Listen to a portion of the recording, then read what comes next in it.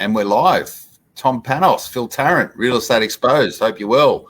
Thursday afternoon, about 1:40. I've had myself a nice, healthy, Tom, stir fry with plenty of vegetables in there. I looked at the greasy, fatty stuff, and I think there's some fried chicken in the Bay Marine. I went, that's what I really want to eat, but I knew that I'd be lying here on the floor with a food coma if I did that, and I wouldn't be on my A game, mate. How are you?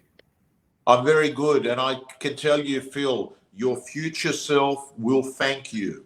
It's really interesting with good choices in life, whether they're dietary, whether they're exercise, whether they're actually crucial conversations, whether they're prospecting. It's your future self that actually will thank you enough. And what makes these choices often very hard is normally the good stuff, it doesn't give you a rush like a nice Krispy Kreme chocolate sugar donut does. It doesn't give you the instant gratification.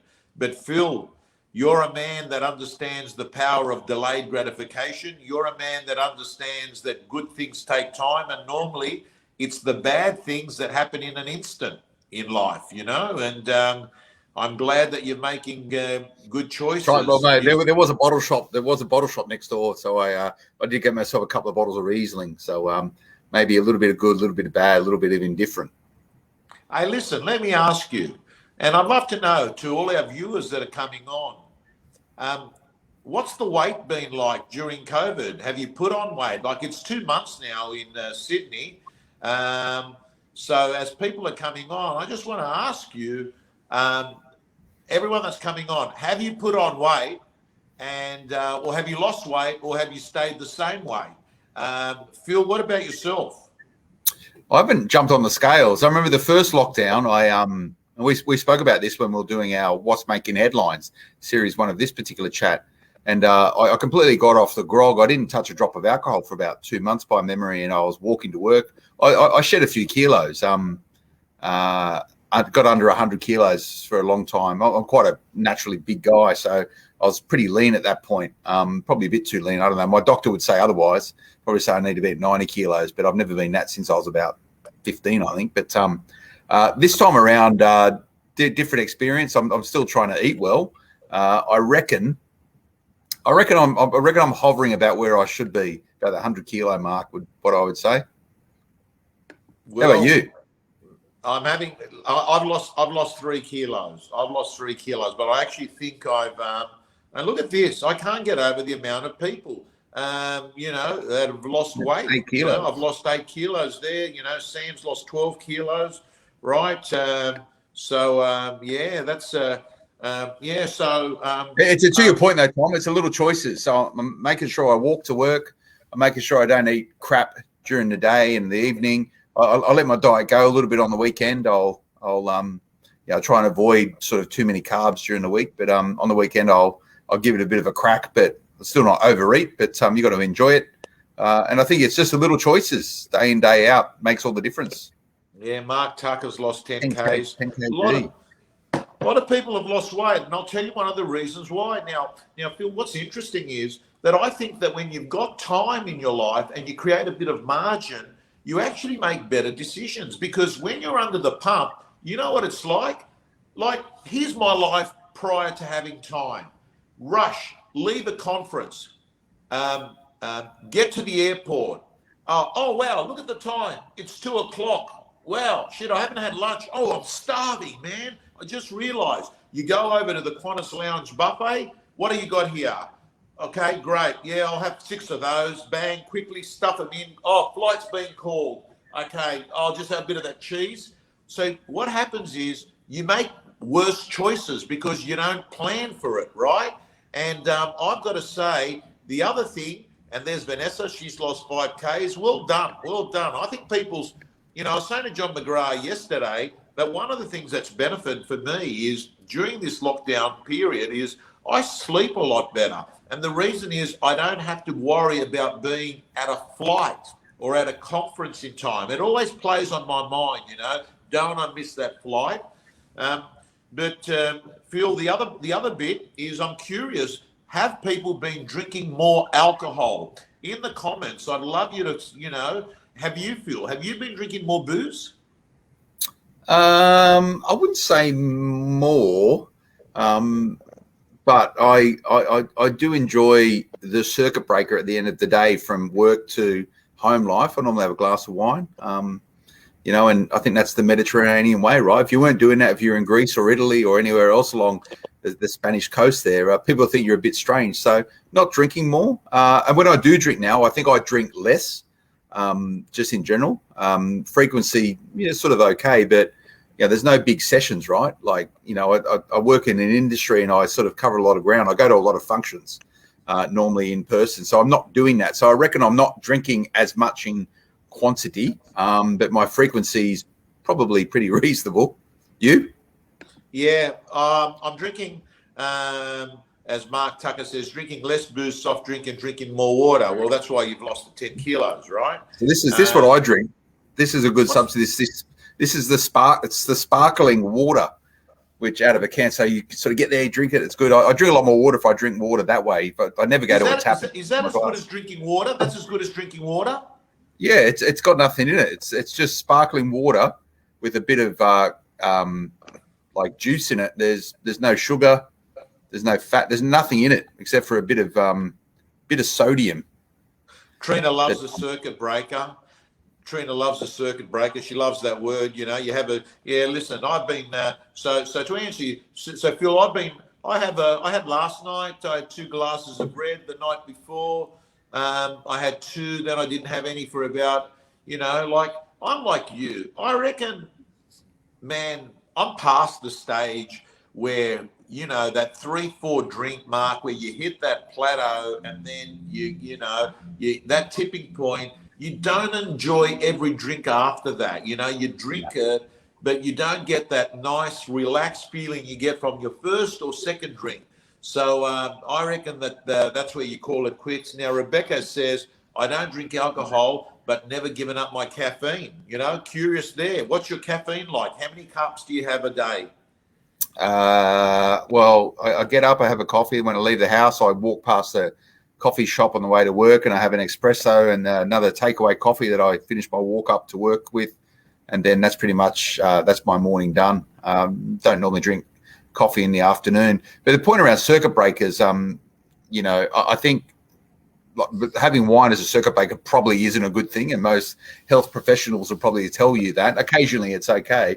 But I think the concept of a circuit breaker is critical, particularly in this environment and for real estate agents and other real estate professionals to find that circuit breaker, which is the shift in your routine each day to go from this gear into this gear. And the gear might be work. And then how do you actually transition and pivot into your after work mode? I always find a good trigger to do that is really good. I walk home, right? And that's the circuit breaker that says. Phil, that is very profound. It's sort of like a mark in the sand that basically says, okay, this is a non-work routine from here onwards, which helps you get your body and your mind ready for family and sleep, right? And I think you need it. Now, Phil, we've got a great few topics we're going to talk about today, and we're going to start off talking about a topic that actually was relevant to. Today I've got had a blocked toilet, and running around trying to get a plumber. And I said to my wife, I said, listen, let's just get it done. And she goes, we've got 2 toilets here. If one's got to stay blocked for the next few days, I'm prepared for it to stay blocked for the next few days because I'm not having someone unvaccinated come in with 650 cases in Sydney. And I said, let's try and find someone that's vaccinated. So I ring up my mate who does a lot of building work, and he's actually, mate, you want to talk about a guy dropped out of school in year 9, year 10.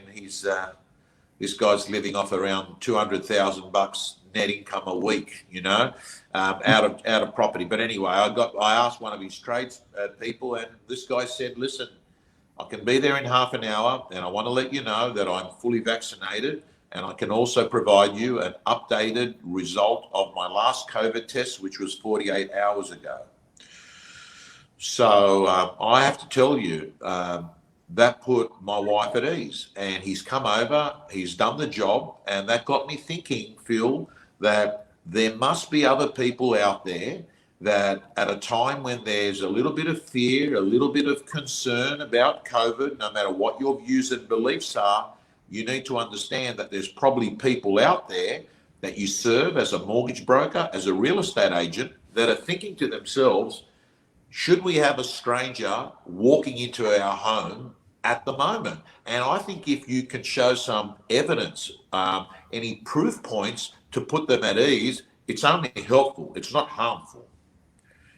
Oh, man, I completely agree. And I had the same experience on Monday morning. We had to get a new dishwasher in, and a bloke come along and delivered it and installed it. And I was like, I wasn't that comfortable with it all. And I was asking questions without being too rude about trying to understand where in Sydney he lived and to get some sense of whether or not he was, at risk or whatever. But, are you actually allowed to someone, hey, before you enter my premises, let me see your latest vaccine certificate?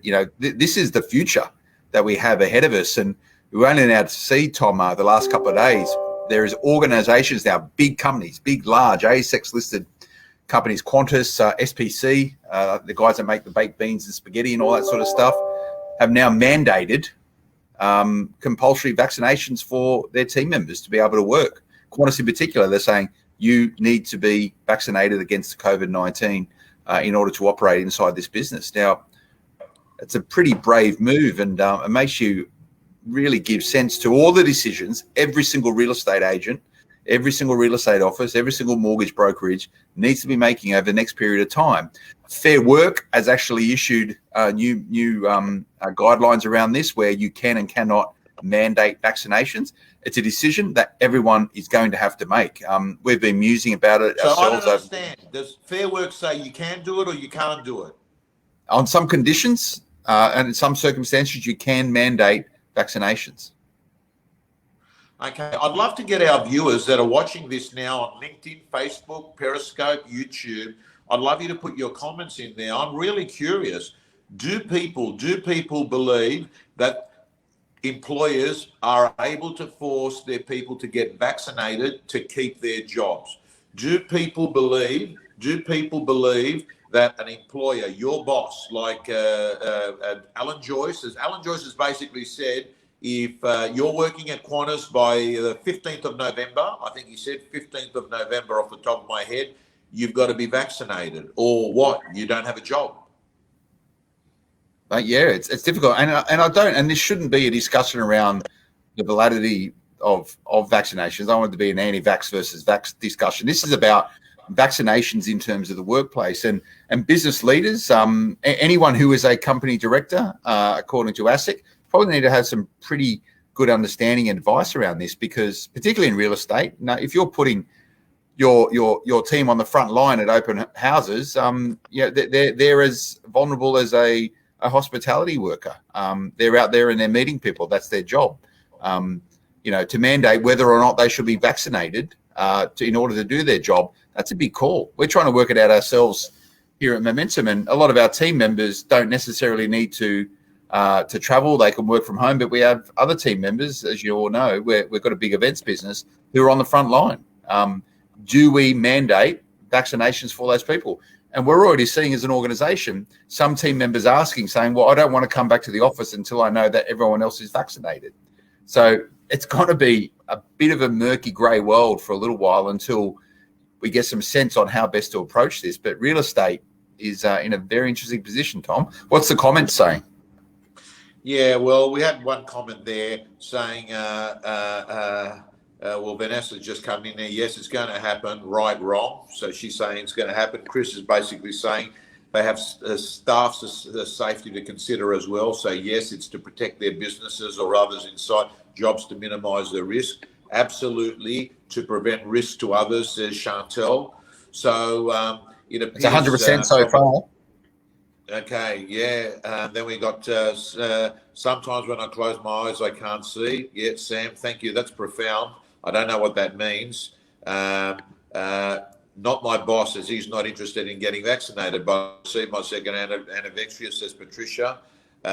We got David Hastings, could take my dogs to the boarding kennels are less vaccinated. Same rule should apply to people in the workplace. Okay. Good to see you, David, from one of the great agencies, Paul Biller in Double Bay. Surely we still have rights. This is like discrimination. You don't ask if you don't get.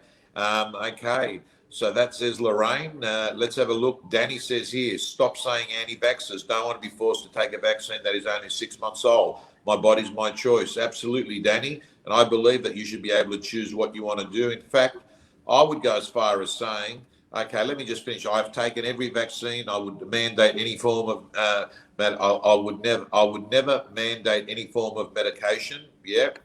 Okay. No, if I want employers vaccinated with emergency vaccine, then take the liability for any vaccine injury. Okay.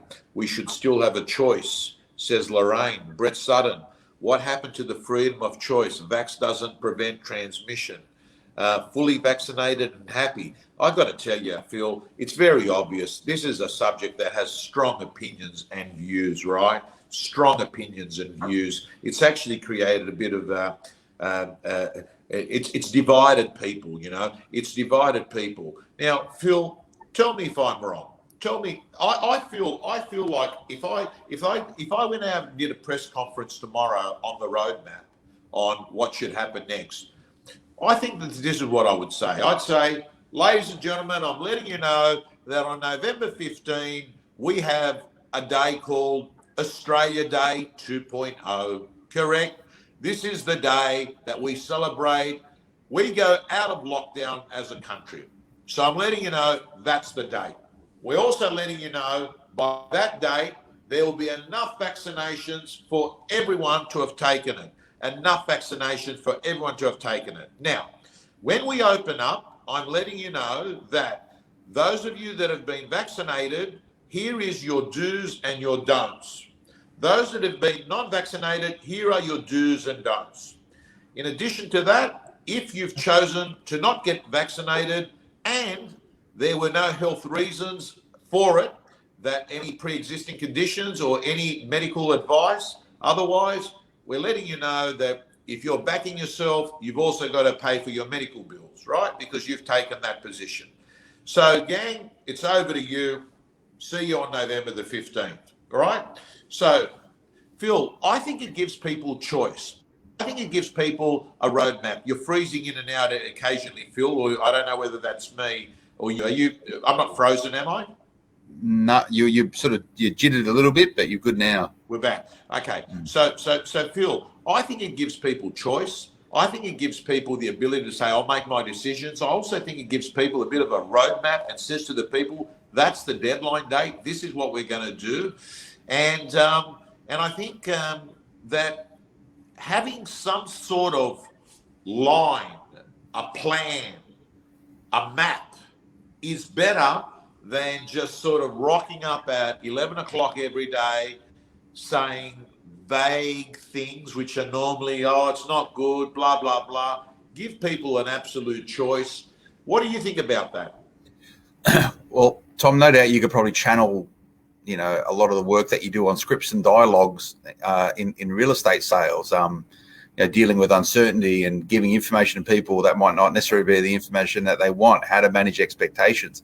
They're all good sales and selling skills. And I think at the moment, and we'll talk about the New South Wales government, they're not doing that very well. I agree with you that we need at least some sort of plan. I know different industry sectors are talking about, hey, how do we go back to that sort of 4-phase plan that we had as we came out of the last lockdown that pretty much said at phase 1 it's going to be this, at phase 2 it's going to be this, at phase 3 it's going to be this, phase 4 is going to be this. We're currently at phase 1. We want to get to say phase 2, and we reckon it's going to happen by this point in time, and this is what needs to happen in order to do it. We don't have that roadmap effectively at the moment. It's just, hey, cases have gone up a little bit more at 600 plus. Stay at home, get vaccinated, get tested if you have symptoms. Like, it's the same old things. And you know what it's like, Tom? If you keep telling the same thing over and over and over and over again, people stop listening to you. And I think that's very much what's happening right now. People are super fatigued by not only the environment, the circumstances that they're in right now, but probably the repetitiveness of the information coming out of the state premiers. Tell us something new. I've even stopped tuning into the 11 o'clock press summit because There's nothing new. It's the same old stuff. They've got to change the script. What is the definition of insanity, Tom? Just doing the same thing and over and over and over and expecting a different result? Yeah. No, I agree. And you can't help it. You can't help it but realise that every lockdown, every restriction we're having, and the tighter they're getting, the numbers are getting bigger, right? They're getting bigger and bigger and bigger. So, Phil, I just think, I think to myself, 1,000,000%, you're absolutely right. The marketing piece here from the government in the communication of the narrative hasn't been good. And that's why you've got people being so divisive. That's why you've got people having so much hesitancy with things. That's why you've got people that aren't happy, the whole process. If this was a real estate marketing campaign, I'd give it a 0 out of 10. That's the truth of the matter. In every way that I would score it, right? I would give it a 0 out of 10. And does this mean discrimination is no longer against the law, says Trina? Maddie Green, negative affirmation drilled into people can break them. And I think that's true. I think what's happening right now, is this. I think what's happening right now is that there are, and the data is coming through now. The data is coming through, Phil, that mental health is being affected. There wasn't data before, but now it appears. For instance, a subject that I'm interested in, because I've got 2 girls, there has been a 3-fold increase in suicide in young females. There has been organisations that take distress calls, panic button calls, if you like, are actually at an all-time high. Lifelines keep reporting that they're breaking records continually on the number of people that are calling. You're seeing incidents which are very sad, some of the incidents that you're seeing out there, you know, what people have done to themselves. And I've got to say, Phil, that what do we do right now? We've got, as we speak to you, like everyone that's watching this on our platforms or listening to it on the podcast from REB, you know, if you're in New Zealand, and I know you've got a lot of New Zealand listeners as well, in New Zealand, they're in lockdown. Melbourne's in lockdown, Sydney's in lockdown, all of New South Wales is in lockdown, Canberra's in lockdown. Most of the world that we operate, our brothers and sisters in real estate, most of them are in one form of a lockdown or not, except, of course, the beautiful Queensland at the moment. Western Australia is doing pretty well as well, but and Western Australia. Yeah, Western Australia. The point, Tom, is yeah, and I guess pulling these two things together, there's the definitiveness of saying we're out of lockdown now, and that's going to be a moment in time. And to everyone watching this, there will be a time where that will happen. And to your point, what did you call Australia Day 2.0? The POMs called it Freedom Day. There's got to be a point in time when it goes back to sort of how it was once upon a time beforehand. And that's a line in the sand, and everyone will cross it largely universally at the same time. The different states might move at different speeds, but Australia will propel and project itself out of it if it gets all these different things right. That we know. However, when you talk about the impacts of mental health, Tom, these things can linger and exacerbate and fester for many, many, many years. You might not actually realise the true impact of COVID-19 when it comes to people's mental health until, you know, years and years ahead. You know, everyone right now is the combined effort to try and help the nation out of this lockdown, but that doesn't mean this problem for a lot of people and these issues and the complications of it goes away immediately. For many people, it might start them or kick them off again.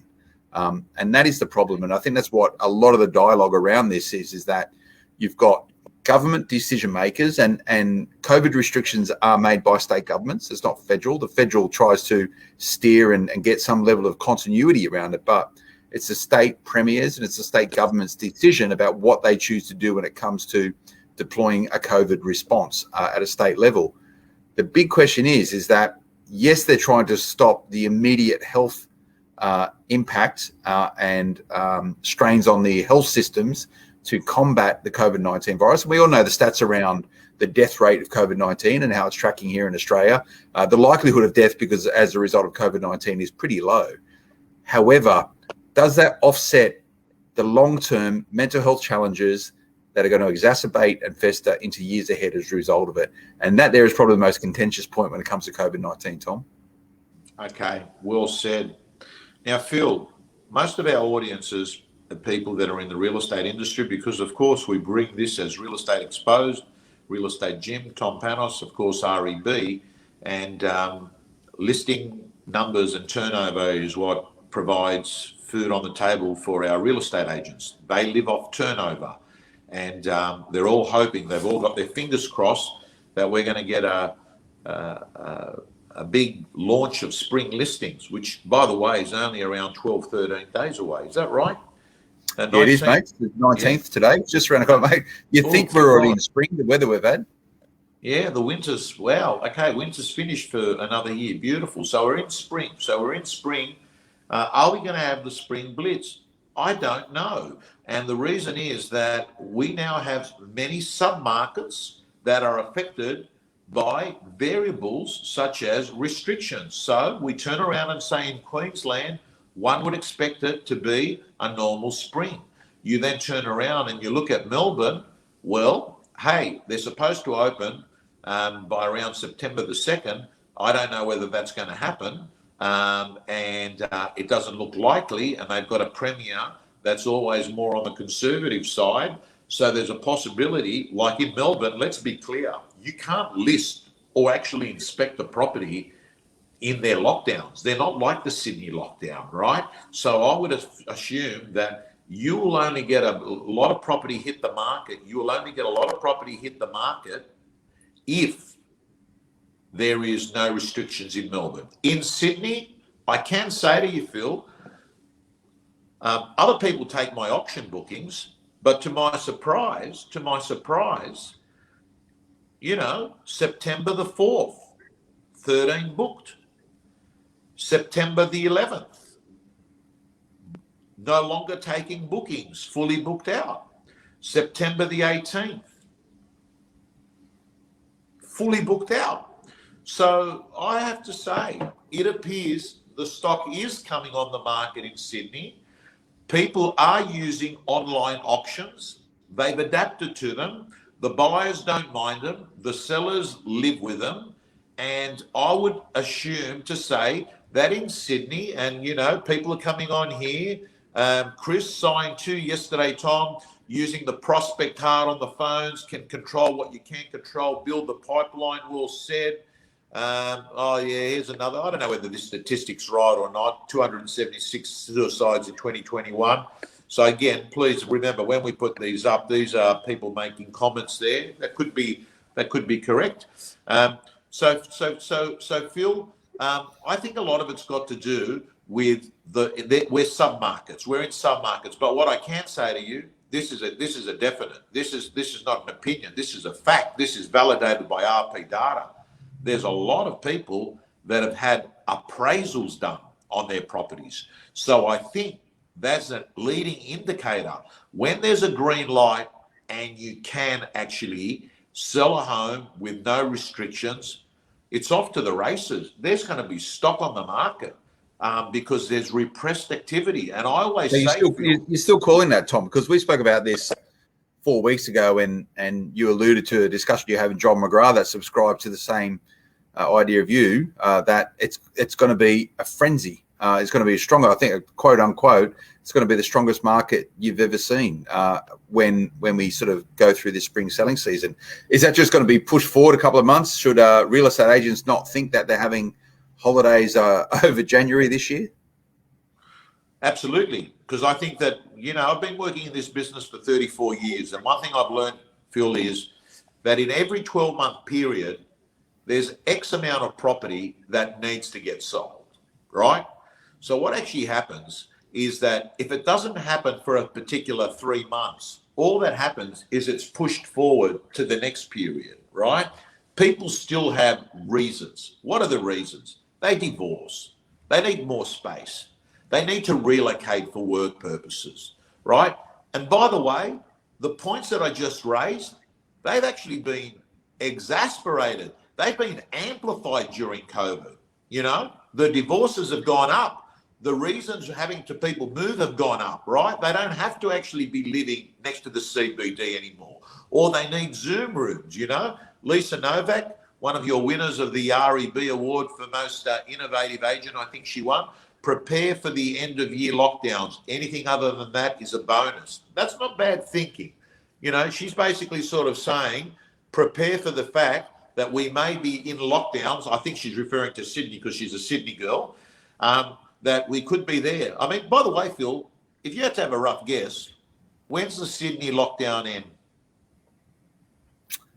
Well, when this first happened, I think on our very first Real Estate Exposed, Tom, I said that expect to be homeschooling all through term 3 into the term 3 school holidays, with potential for kids back to school in that term 4. We've seen at our school, we've got a lot of the after school type activities, sports and all that sort of stuff that our kids do for term 4. They've handed us back the money. They haven't moved it on. Surf Lifesaving doesn't start until January. They've cancelled the first half, which normally starts in December. So I'm calling really late November, first week of December. And I say that in that I reckon the impact for a lot of small businesses, particularly those that operate in retail and hospitality, that area, that time over the summer is critical time for them to generate income. Those businesses that have a lot of seasonal cash flow, unless they're in the snowy mountains where people go skiing, it's such a critical time that they're open at that point in time. So I reckon that the state governments will be working out how they can get these businesses open for December, so they can actually help them get money into their coffers, because it's costing billions of dollars in stimulus into these businesses. It's impacting them considerably. A lot of people say that the governments don't really understand what it's like to run a small business. They want businesses to be open. They want small to medium enterprises to be open. So I reckon their target would be very, very early December to get everything opened up by. And when you look at it now, what is it? August is 4.5 months away. Is that possible? They hit their vaccine numbers potentially, and it's going to end up, and we spoke about this last week, once we do get to, it's my phone, sorry. Once we do get to 70%, 80% vaccination, is the numbers they're banding around to give some confidence of a sense of normal operations. The biggest and the most challenging issue for state-based premiers and state governments right now is that they can't say, hey, go and do this and then we'll unlock it. But then at that point in time, when we get 70, 80%, they go, no, we're still going to keep the place locked up. And that there is a key point, and state governments need to be very, very careful about what they're saying today and then making those promises for today that they can't keep for tomorrow. Okay, well, Tony's just saying that he's a school teacher saying that, or client school teacher to Christmas. Well, I've got to say, Phil, my daughter's doing a trial HSC from her bedroom as we speak. They're doing a trial HSC at home. She's doing it at home. She's doing a trial HSC at home. Last Thursday, she got called in the morning to rush to PLC at Croydon to do her cello piece for her HSC. How'd she go, mate? She must have done okay, because she only speaks to me when she stuffs it, So she must have done okay. Very proud of her, because she's been focused. She does the work. But Phil, next week, because we are going to run out of time, next week we're going to talk about how much technology an agent really needs. Are they overutilizing it at the moment? But I'm just going to leave our viewers, our listeners on REB here, and everyone that's tuned in. I sort of agree with Phil that we're talking more November, December. So what does that basically mean? That we're not even at the halfway mark, right? And this is not to scare anyone, not to make and stuff them up on a Thursday, but basically to factor in that, you're in a marathon, it's not a sprint, and you're at the halfway mark. And I reckon that, well, actually, you're before the halfway mark. And I've already seen this week, Phil, lethargy, tiredness is starting to come in with people. I know it from the phone calls I'm having it. I felt it myself, right? All I'm going to say to you, you've got to be lockdown fit. And lockdown fit means you've got to learn to manage the art of free time, Phil. Because when you're in a work environment, the culture sets the tempo. The culture sets the pace. All of a sudden, you as an individual must learn to manage free time. And what that means is that you need to be the architect of your day. You need to actually create routine and mini habits in your day. And those habits have to be processes that still keep you in the game. If you can do Zooms, you do Zooms. If you can do phones, you do phones. If you can do private inspections, you do private inspections. You keep the exercise going. You make sure that you're staying in tune with your company. I urge everyone, Phil, every real estate company should be having a Zoom meeting every morning anywhere in the world at the moment that is in a lockdown. They've got to keep people close. They've got to over-communicate, not under-communicate. Because it's really easy, Phil, it's really easy for people to become disillusioned and fall on that pajama slope, fall on the Dan Murphy's lunchtime drink, fall on the Netflix and Stan, have a joint type thing. Let's chill out. You know, there's nothing I can do. That's absolutely rubbish. I can tell you right now, Phil, there are people in the real estate industry that are doing incredible things because they've realized that the method has changed, but the game's still the same. Stay in contact with the customer. Yeah, well, according to you, Tom, it's going to be the heady days of real estate when we come out of this lockdown. So I think it was a comment there from one of our viewers right now said, get ready, get fit during this period of time and do the work now, build your pipeline. All these properties are going to come on market. Do you know the vendor who is going to be doing that? If you don't, it's time to get to know them. Guys and girls, stay healthy, stay safe, stay relevant. This is Tom Panos with Phil Tarrant, REB Real Estate Gym, coming together every week where we talk about various subjects, real estate exposed, of course. How could we not be talking about the current environment? So, Phil, have a great week. Tonight, I believe McGraths have got their awards night. They've gone virtual. So John sent me a message there. Good luck to the McGrath agents. I hope you enjoy your night and stay safe. See you later, Phil. See you, Tom. See you, everyone.